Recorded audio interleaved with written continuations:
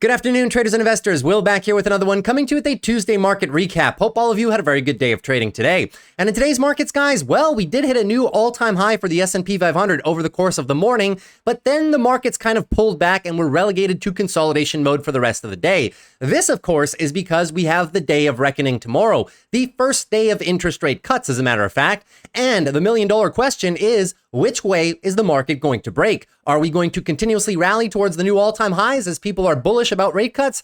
Or do rate cuts potentially signal an underlying problem with the economy that maybe we don't have full information from? And could that translate into a potential decline in the markets, guys? Well, we're going to take a look at those probabilities over the course of the session here today. So in today's video, guys, we're going to first take a look at what exactly happens when the Fed cuts interest rates, a history of some probabilities, and which sectors are affected the most and which ones stand to benefit from the most as well. Very beautiful article put together by Routers. Thereafter, we're going to take a look at our technical analysis rundown in terms of our major stock market indexes, see how all of our sectors are shaping up into tomorrow's rate cuts, and then lastly, go over our big tech names and see how those are shaping up into the rate cut environment as well. And lastly, conclude with a glimpse into my portfolio for all the positions that I am carrying into tomorrow and what I plan to do moving forward. So with all that being said, guys, let's jump right into today's video. Should be an interesting one. SPY, pretty much flat on the day, 0.04%, but we did hit a brand new all-time high today, ever so briefly in the morning. The QQQ is also suffering the flat fate on the day, up only about 0.05%. And as you can see, guys, the rotation was pretty weak over the course of the day today. Only financials were up, but the rest of your market, the ones that have been leading especially over the past few weeks, have been considerably down. Take a look right here at your heat map. You will see what a mixed market it was today here, guys, right? So big tech also having somewhat of a mixed day. Semiconductors, very, very mixed too, right? A lot of mixed action across the board. NVIDIA, Broadcom coming down, but a few of other participants in semiconductors were up. In terms of big tech, most of your names were up. Apple was the weakest of the bunch. Financials having a beautiful time. Visa and MasterCard continuously hitting new all-time highs.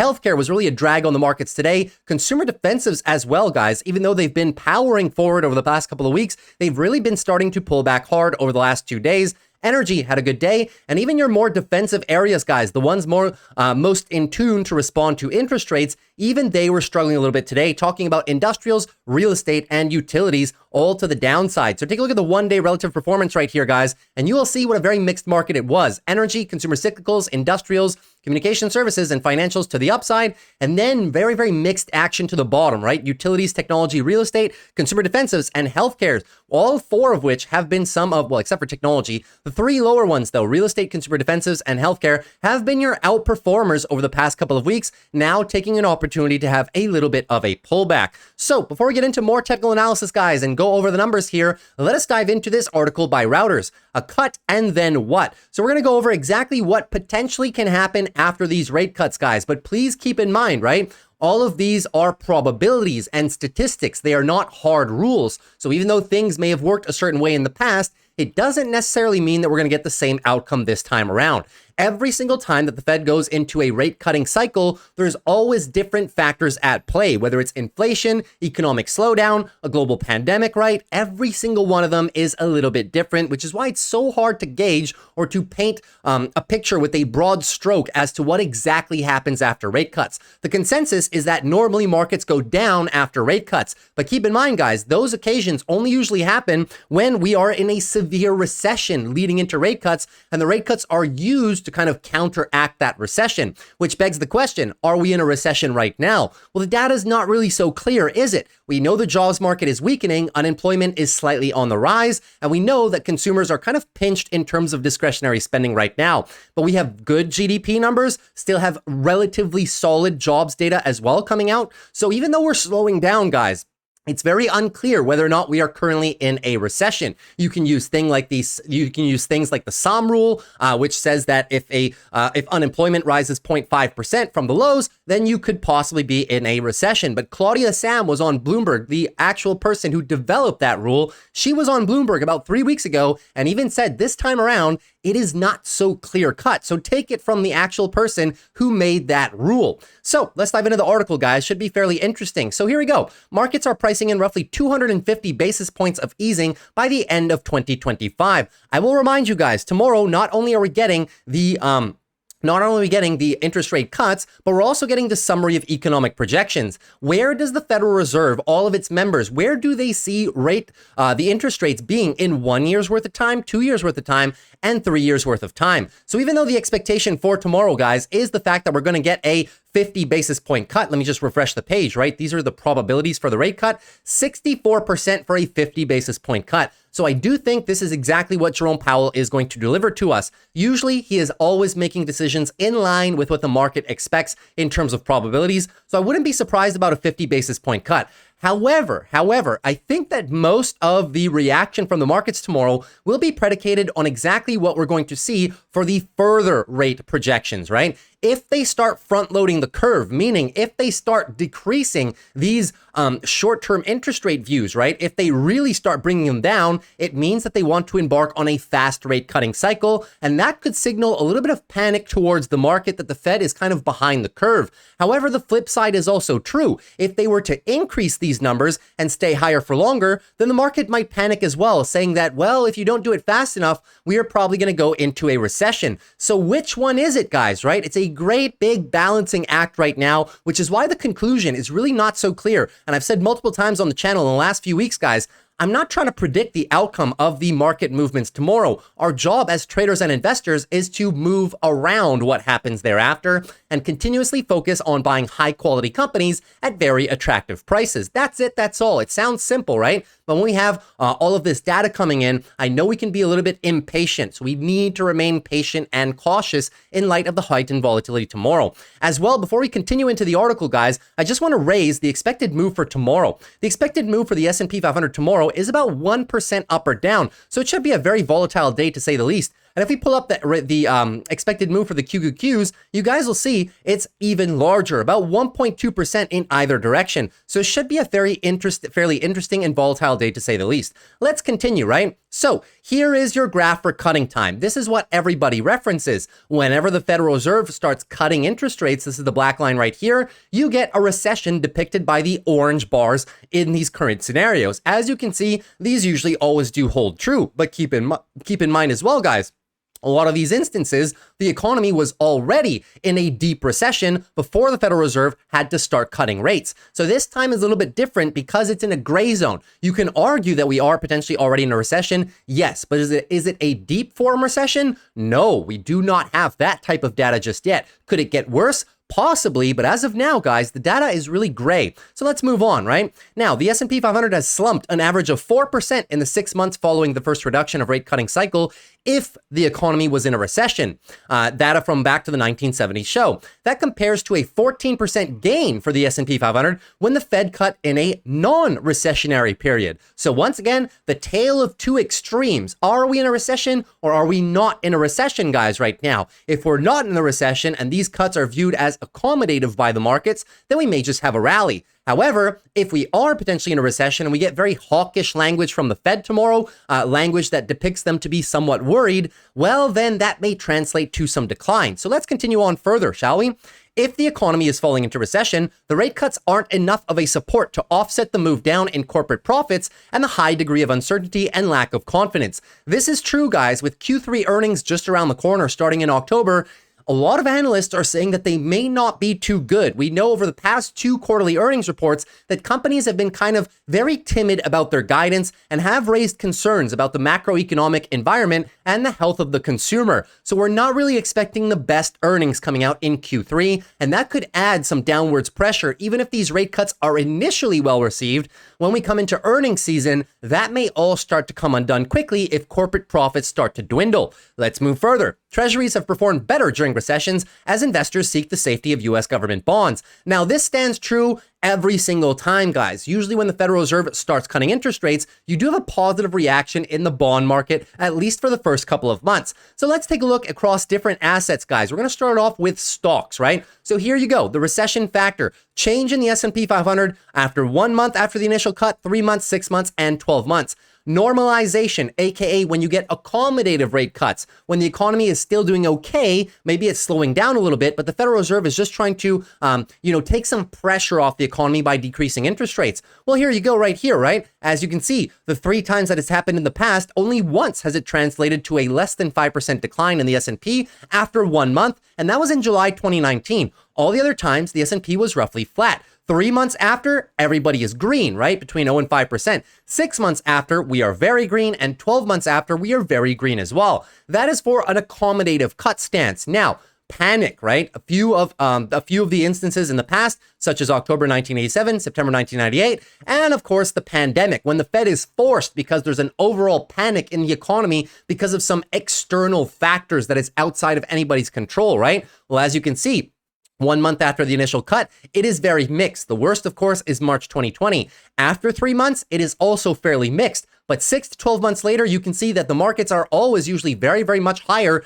especially, right, 6 to 12 months. Look at these gains, 6 to 12 months after we have some panic rate cuts. And then we get into the infamous recession narrative, right? If we are in a recession, guys, right now, or if we're moving into a recession, well, here is your probabilities, right? You can see 1 month after the initial cut, not much has changed, but thereafter comes the damage, guys. 3 months later, right, we have some big declines in 1990 and 2001, even 2007, the biggest of which is in 1990, undoubtedly. And then 6 months later as well, pretty red across the board. And then 12 months later, we are kind of mixed, but for the most part, still red. That is because recessions take a long time to resolve, of course, usually about 9 to 12 months before we start getting some indication that we may be bottoming out in that cycle. So very mixed picture, guys. It just falls into your perspective of whether or not these are normalization cuts or recession cuts. But as we've presented on the channel, guys, the data is not so clear cut right now, right? Now, moving on further.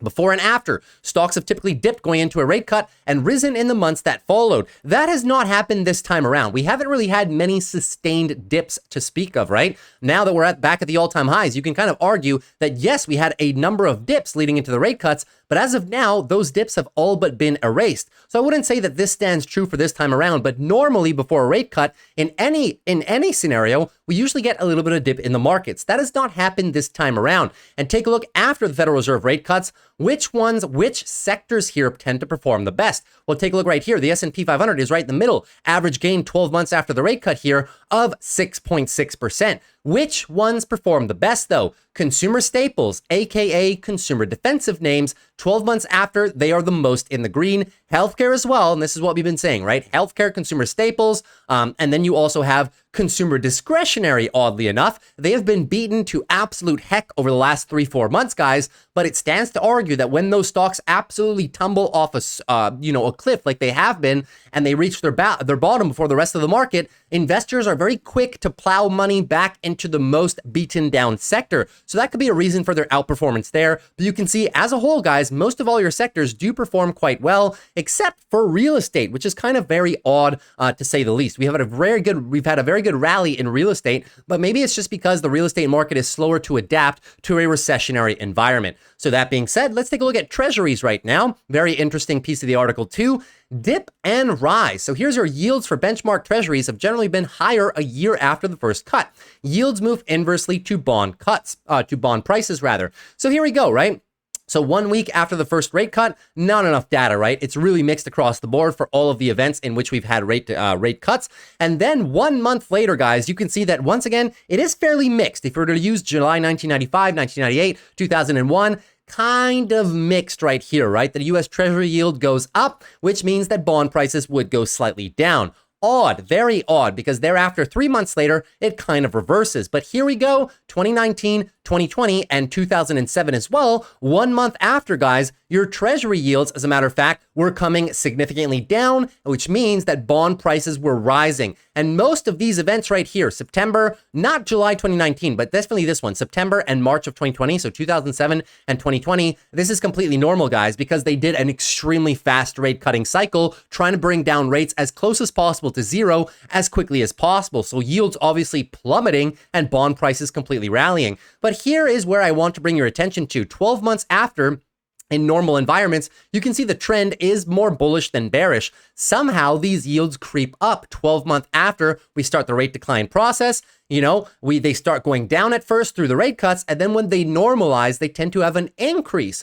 So what this chart basically says, guys, if we're positioned like I am into securities such as TLT, long 20-year bonds, which has been a very popular trade, well, our time to exit the trade, guys, will be in the first 1 to 3 months after the rate cuts. Do not hold it too long, because that thereafter is when we start reversing, right? We know the market can go to the extremes, one side or another, right? So if we have a very quick rate cutting cycle, yields may plummet extremely quickly, bonds may shoot to the moon extremely quickly, and then kind of taper off and normalize where they should be, right? So we're really looking for that that outsized move one direction or the other as the bond market kind of overprices the impact of rate cuts. That's why I'm in TLT. So that's pretty much everything for the article, guys. A quick summary. As you can see, it's very gray. Not every time is the same, which is why I say, guys, it's excessively difficult to predict which way the markets are going to go tomorrow, not only the day of, but the week after, the month after as well, right? It's just something that we have to see. One of my largest concerns is going to be Q3 earnings. Q3 earnings could be our biggest indication that we may be going into a bit further of an economic slowdown than people were anticipating. And I do believe that that's when most of the pain can occur. Now, keep in mind, we also have very weak seasonality. September and early October, you can't see it right here, but September and early October are known to be some of the worst months in the market to begin with, right? So that being said, weak seasonality as well, the rate cuts, everything kind of coming together. There's so many catalysts at play right now. And we know for a fact as well, guys, that the tail end of September is the worst trading period for the markets. Technically, that is when they tend to decline the most and really come hard into that negative seasonality. So many factors at play, guys. And as I've said on the channel, if anybody tells you with 100% certainty that they know exactly what the markets are going to do 1 week from now, 1 month from now, 3 months from now, guys, I would just run. They are lying. They are probably making an educated guess at best. And if they prove to be correct, they will tell everybody, look, I was right, right? But to be honest with you guys, it is just an educated guess at this point. You can be 60-40, but to say you have 100% certainty one way or another, guys, we're just lying to ourselves at this point, right? So our job as traders and investors is to identify the best opportunities in the event the market continues rallying. Perfect. We will take trend continuation trades in the sectors that are most favored in the height of a recession. We went over them. Healthcare, consumer defensives, and possibly utilities, with a little penchant towards real estate in the early phase as well. Now, if ever the markets start tumbling down, in a very large fashion, well, then we may be able to find some of our favorite stocks, both in technology and maybe even consumer discretionary, right? Because they may get crushed extremely quickly. So there's always something for us, guys. But our job is to notice these high quality companies at very good prices and pull the trigger, right? So all that being said, I hope you appreciated that introduction and presentation of what we may go through tomorrow. Now, in terms of the technicals, guys, we're going to go through these very, very briefly because, as we said, it can move either direction tomorrow. 1.5% could either put us at brand new all-time highs from the SPY. Take a look at this. We can just simply continue this beautiful daily move higher, 1.5% higher. In the event we come down, guys, we're probably going to start retesting this area of support below us. So the bulls right now do have short-term control. New all-time highs on the SPY, a lot of space created off the lows, and have a lot of space for the higher lows as well. Nice support area down here with the moving averages, 555 to about 554. But there's a very good chance that we get overpowered by the bears over the next few days if the market doesn't respond well to rate cuts, right? So we will see how the price action determines where we're going tomorrow. The best case scenario for the bulls is if we can really mount above these previous all-time highs, we create a lot of space, and then we can then use them as a nice level of support to possibly take a trend continuation trade higher for these markets, maybe until we get those earnings from companies in Q3, right? That is kind of the scenario that I'm favoring.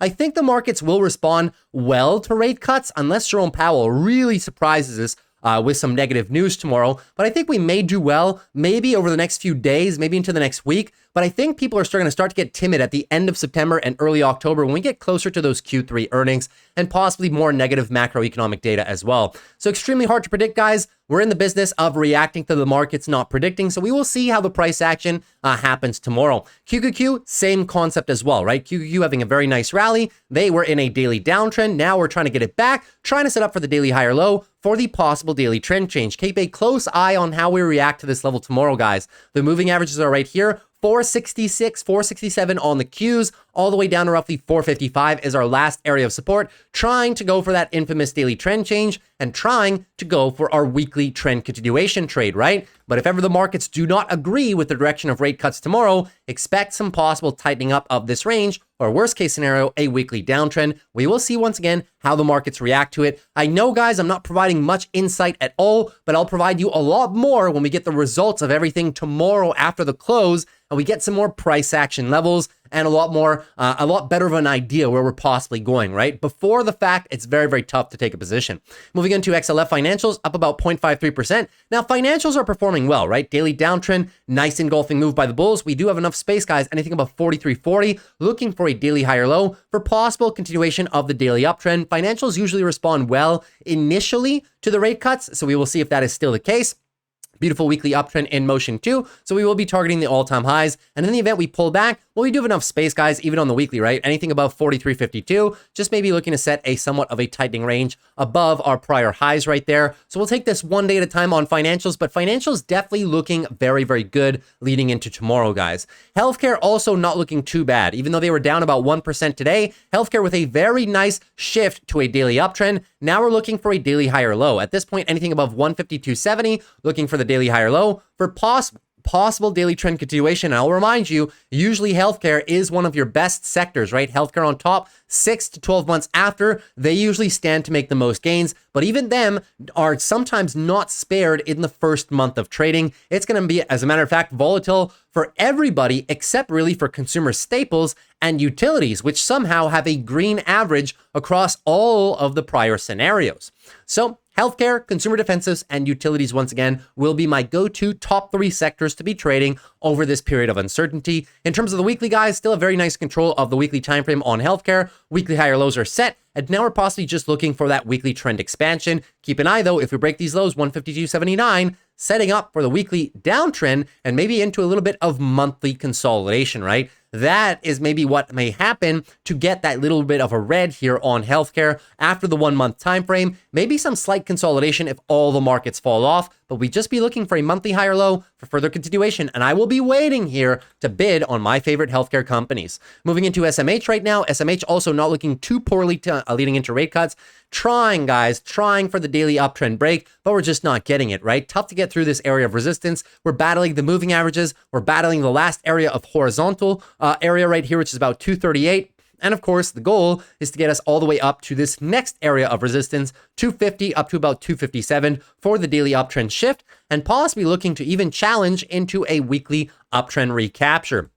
But we know tomorrow may not be favorable to semiconductors and technology as a whole if we get very bearish recessionary commentary. At that point, guys, we need to protect these lows right here, 214.90. They have a lot of space, but eventually the bulls need to set the higher lows and get the daily uptrend shift. We do not yet have a daily uptrend. So it stands to argue that your weekly bears are technically still in control. They are looking for a weekly lower high and lower low push, guys. So we'll keep a close eye on semiconductors. You guys know which ones are my favorite names. And if I do decide to play any semiconductor names, if we get some extended weakness, I will share them on the channel, of course. Now, moving on further, guys, taking a look at IWM Russell. So the IWM also pulling back hard today. They are actually off to a very nice start, trying to break the previous highs of the month of August, but then pulling back a little bit. So we'll see. I do believe that the rate cuts may be favorable to growth names in the near-term future, so we may just get a little bit of continuation if the rate cuts are well received by the markets. But thereafter, guys, in the event we start with more recessionary headlines, this is where this trade could really start to unwind quickly, right? I know the PE ratios of the Russell right now are at some of the historical lows, and they've been trailing the market a lot. But keep an eye, guys. We have a battle of two narratives right now. The rate cuts, which are supposed to help these companies, but if we get further recession, like accommodative rate cuts will help these companies, right? But if it stands to argue that, or if the Fed makes a point that we might just be in a soft form recession and that they're worried about the future, this trade will not hold up, guys. Expect possibly some revisits of the lower levels. As of now, though, the bulls look good. Anything pretty much above 204.50, looking for a daily higher low, for a possible daily trend change back to the bulls,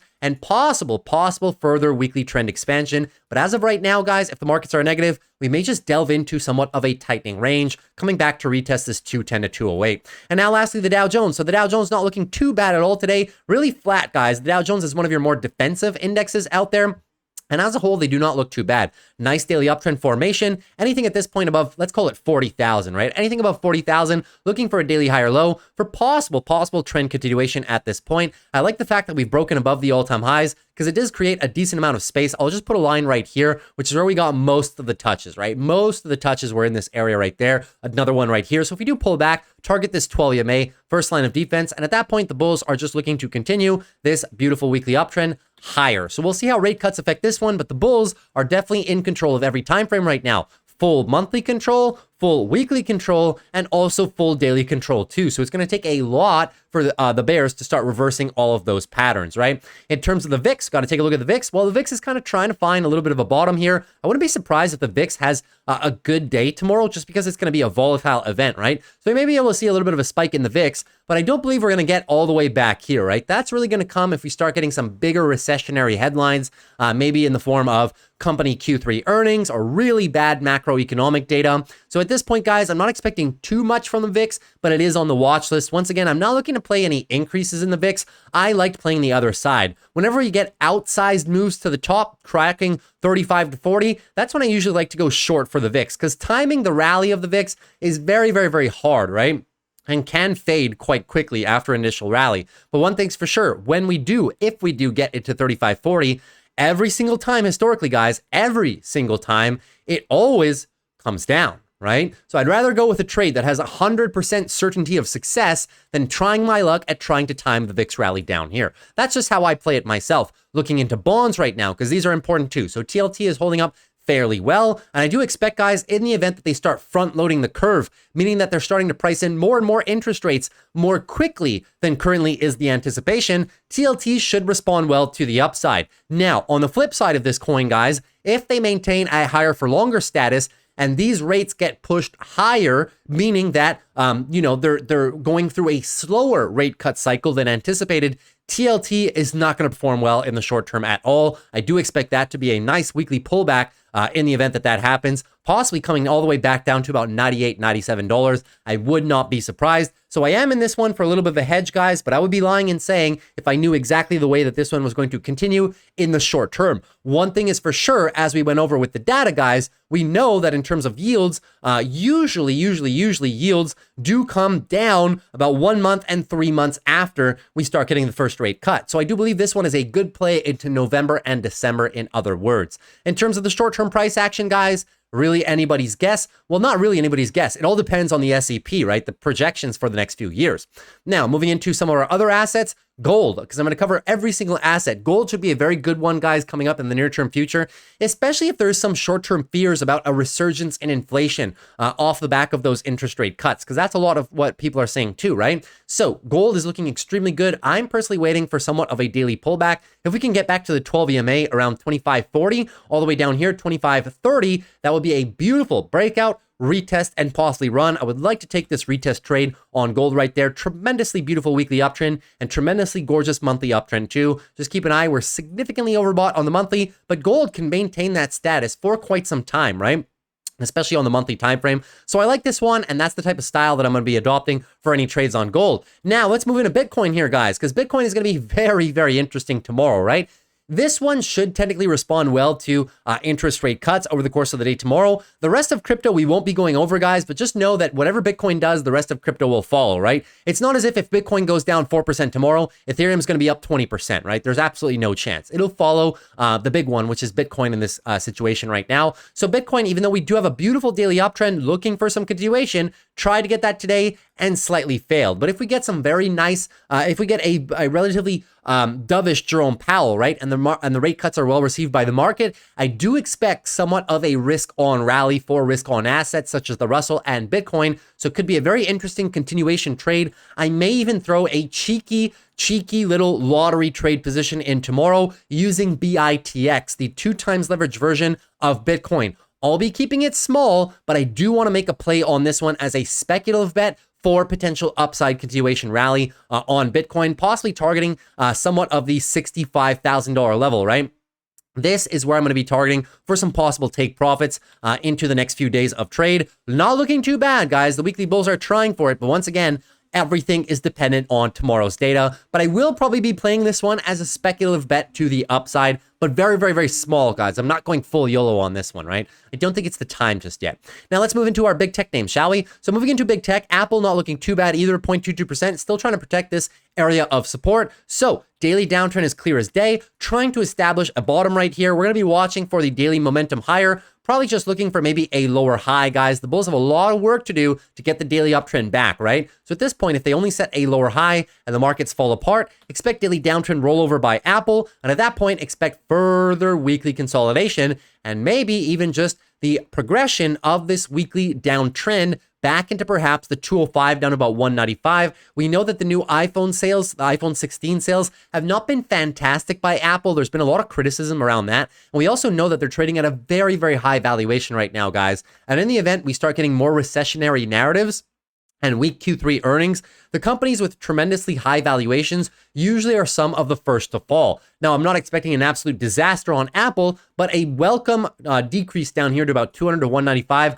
would be a trade opportunity that I may be interested in taking. Keep an eye as well. Weekly MACD is unfortunately crossing to the downside, so we'll keep a close eye on Apple, but I really want to play it down here in the event we start retesting. Now, moving into AMD. AMD not looking too bad either, but we are getting rejected here at our overhead resistance area, guys. So keep in mind, 154 up to about 162. If the rate cut day tomorrow is extremely bullish, guys, well, we could just get a push through the area of resistance for AMD bulls. That would be best case scenario, in my humble opinion. That would be a big rise, by the way. That would be about 7-8%, but we know AMD is well more than capable of having those styles of days, right? As a matter of fact, they literally just had one, a few of them in this most recent price action history, right? So we'll keep a close eye on AMD. That would be best case scenario for the bulls. Explode higher and then just kind of use this whole area of big resistance above us, use it as support and try to mount a furtherance of the rally and really try to get this weekly trend breakout going. However, if rate cuts are not well received by the markets, guys, probably going to continuously get rejected at this level and maybe start retesting our lows, guys. The support comes back into play.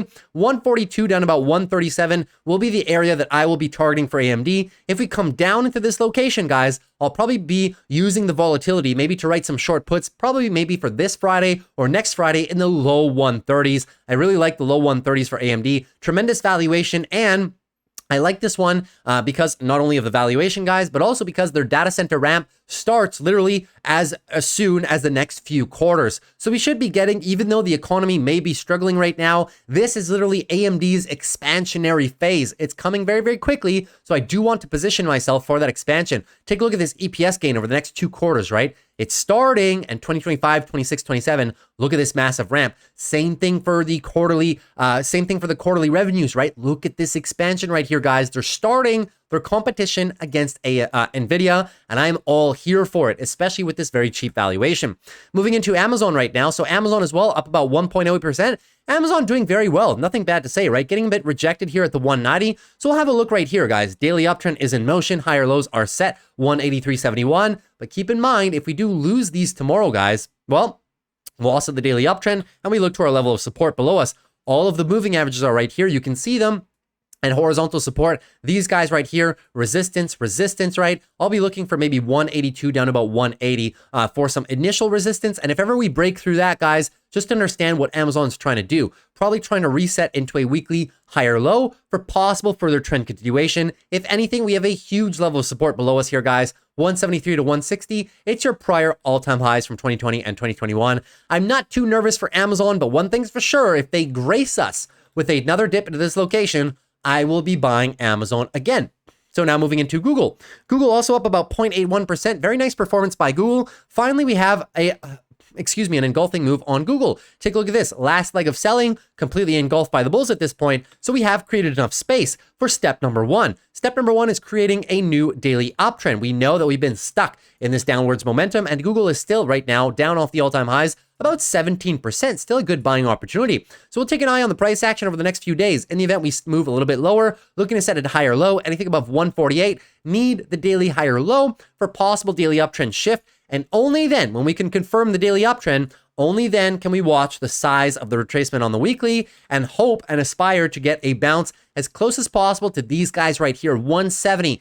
give us a somewhat of an engulfing move, and it allows us to be able to reset into a weekly uptrend. Because we've lost everything, right? We've lost the weekly, and we've been at a loss in the daily for quite some time too. So they need to start everything from scratch, but right now it's looking very good for Google. One thing is for sure, if for ever which reason, guys, we revisit these lower locations, 152 to 145, I will be buying this stock. I do not care. Previous all-time highs, the valuation is extremely cheap for this company, and their growth is not really at question right now. The company's growing extremely well, especially in their cloud business. Moving on to Meta. Meta up 0.57% today, looking very good. But once again, Meta kind of struggling to break out of the all-time highs, right? Man, if the markets come down tomorrow after rate cuts, this will literally be so many times that Meta has failed the all-time high breaks, right? We're trying to do it again. They're doing a good job right now. We're trying to come significantly above this area. The best case scenario for Meta will be putting some space between us and this resistance, because you can see whenever we don't get enough space, guys, we tend to get pulled right back into it. So I'll be looking for Meta in the event markets are bullish tomorrow for the breakout continuation. I want to see us pull up at least into the 550 location. Give us some space, so then when we come down, we can use this area as beautiful support. The breakout, retest, and possibly run trade will be on the table because we have a weekly bullish bias, looking like a very nice weekly trend expansion for this stock. And obviously, guys, if the flip side is true, if the markets start unraveling after rate cuts tomorrow, well, you know what's going to happen. We're probably going to dive back down into this general location, and then we might just be looking to play Meta stock all the way down here, right? 487 to 475 is my ideal location to be playing Meta, as even low as about 460, right? This range right here is where I want to pick up the stock in the event we start seeing it down there in the next following month or two. Moving into Microsoft now. Give me a very brief second. Did pretty good there. Got fairly far in the video before having a sip of coffee, right? You guys proud of me? Anyways, up about 0.88% today. So not looking too bad, right? Looking fairly decent, even though they sacrificed a lot of the gains that they had and closed towards the low of the day. Microsoft did do a good job in breaking a key level of structure.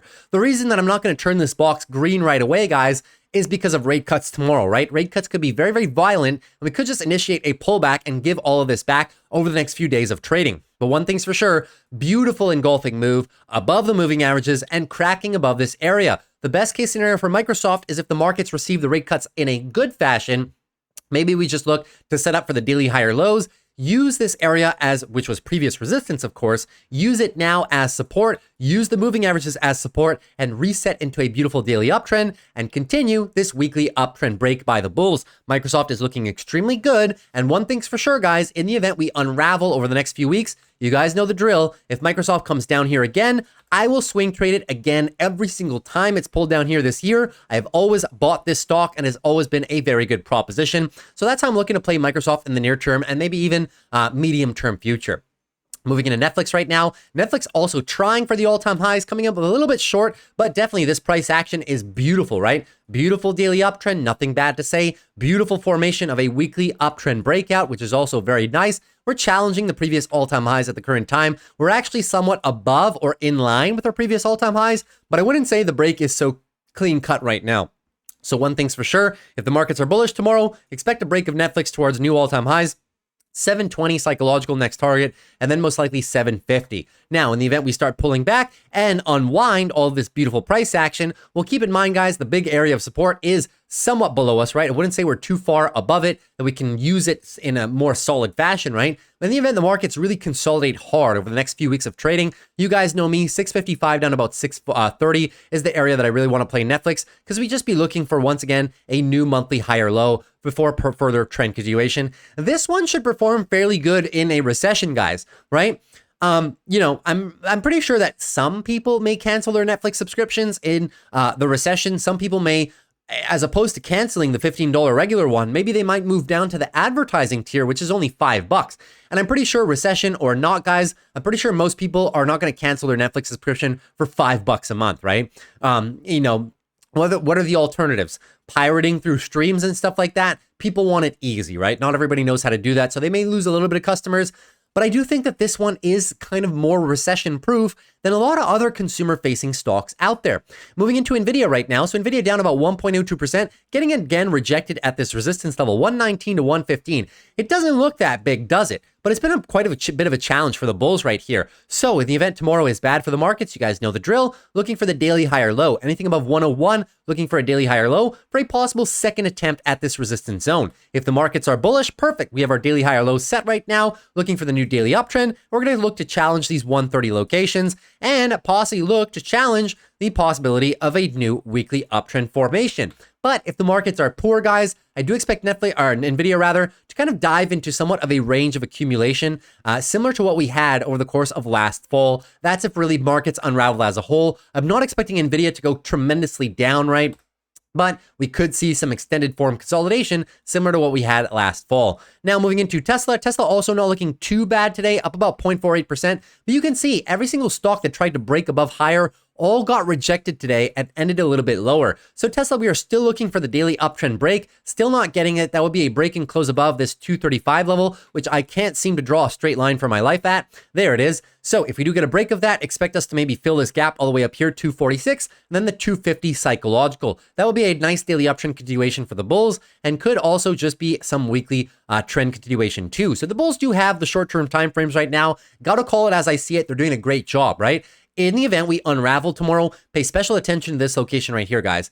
210. Over the next few weeks, if we unravel towards 210 into the deliveries numbers end of September, guys, it may not look too good. And we may start revisiting the lower end of the support, guys. Talking about the longer form moving averages, the weekly 200 MA is right here at $200. That is also your weekly prior lows too. I would not be surprised if the overall markets unravel. That is maybe where we might see Tesla in the next 2-3 weeks of trading. So I'll play this one very cautiously. In the event we come down, I'll probably be writing some short puts around the mid 180s leading into those delivery numbers and the robo-taxi event. And finally, Palantir, the stock that never seems to go down, up a very nice 0.39% again. And we're coming up, guys, to the last area of big resistance for the bulls, right? About $38 to about $39 is where we stand, is the last area of resistance. Now, we are very massively daily overbought right now on the daily RSI, about 75. Keep an eye when you have such a strong daily move higher, guys. How do you know you lose the trend? Keep an eye on the hourly time frame, right? As you can see, the bulls haven't really been challenged. They got challenged a bit right here off of this little downswing right there, right? But you can see that for all intents and purposes, this is extended hours. So let me turn on regular trading hours. Never lost the hourly trend. Double bottom, no hourly downtrend and resumed, right? Same thing right here. Never lost the lows. Double bottom right now. However, keep an eye on these lows tomorrow, 35.91. Break that. Hourly downtrend is in motion. We will be losing the 12 EMA as well. And that is how you know daily consolidation is most likely underway. And at that point, we may just be starting to revisit the lower 33 to about $34 range, this little pocket of trading right there. So that would just be looking for a daily higher low for possible next continuation into 38.39. Or in the event we really lose this daily as a whole, if the markets unravel, just understand the bulls have created a ton of space, guys. Anything above 29.50, looking for a weekly higher low for further trend continuation. If we pull back into here, 32.31, guys, probably be writing some short puts in this lower location down there. But Palantir looking better than most. That's pretty much everything I had for you guys in terms of the stock market analysis and also rate cut projections, right? Hopefully that was educational for you. In terms of the portfolio, now we did close a few positions that I had active. Some of the ones that you don't see here anymore. Well, number one has to be Canadian Pacific. You guys remember I had the December bull call debit spreads, the 85 versus the 87.50s. Happy to say that we are fully out of that position. CP really cracked our profit target today, moving all the way up to 87. Guys, we bought these down here and we've been selling. I had 3 contracts, sold one right about the $81 mark, one last week, and then one finally this final week. So it was a very good trade on CP with some easy debit spreads. We also closed the John Deere's. John Deere's, guys, I've been in this one, to be honest with you, since July.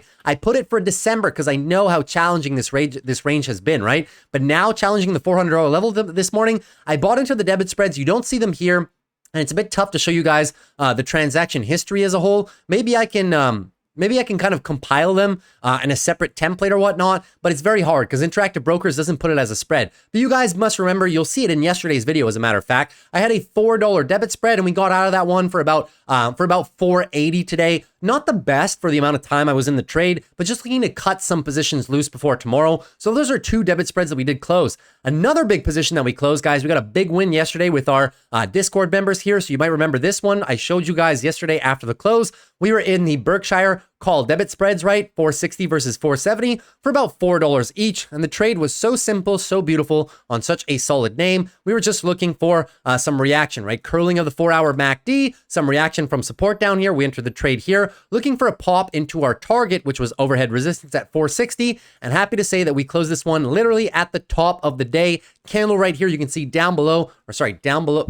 Wait, am I inverse? Down below right there, 10:20 in the morning is when we hit the high of the day. And we were able to lock in those gains 10:20, 10:19 a.m. right there for about 5:25 was the fill. So nice little 31% in one day, guys. 5 contracts. You guys can do the math. But all of our members had a very good time with that one. Relatively easy trade to speak of, and was looking to maybe be in that one a bit longer in the event we consolidated further, which is why I put so much time on them. But we got our profits in one single day and just de-risking before our rate cut environment tomorrow. I still have a number of other ones. The Airbnbs are now in a profit, so we have these bull call debit spreads for November. I still like this one. I gave this one on the channel as well, looking for the expansion from Airbnb, and there it was today, right? We've been talking about this one for the last 2 weeks.